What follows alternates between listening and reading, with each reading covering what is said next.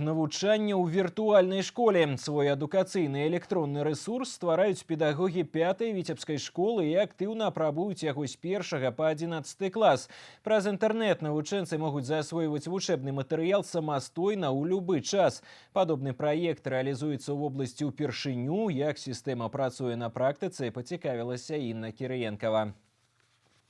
Я для вас падрыхтавала аўдыёзапіс праверачнага дыктанта, які вы пад мой запіс выканаеце.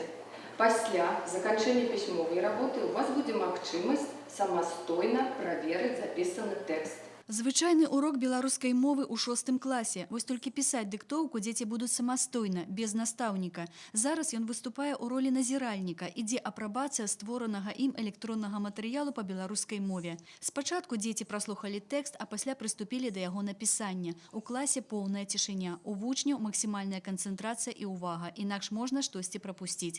Кожны зацікаўлены ў канчатковым выніку. Дыктоўку напісалі, самі і праверылі, а потым зрабілі і работу над памылкамі. Педагогі ўпэўнены, гэта заахвочвае вучняў і стымулюе іх да самастойнага навучання. Калі вучань і бацькі ведаюць, што гэтым можна карыстацца, то, я думаю, знойдзецца час і жаданне. Не ўсе ж бацькі-настаўнікі, не ўсе ведаюць, як адбываецца навучальны працэс, а слухаючы голас свайго настаўніка, ведаючы патрабаванні настаўніка, вынік будзе цудоўны, я думаю. Кожны настаўнік-прадметнік рыхтуе матэрыялы сваіх урокаў, якія заносяцца ў агульную электронную базу. Паралельна са стварэннем яе апрабуюць на занятках. Разработали макет вначале, то есть это страницы, веб-страницы, организовали гиперссылки, а теперь туда этот макет заполняем материалом. І калі падобныя медыа-урокі толькі пачынаюць практыкаваць, то электроннымі дзённікамі тут карыстаюцца ўжо на працягу ўсяго навучальнага года. Яго зручнасці ацанілі як дзеці, так і іх бацькі.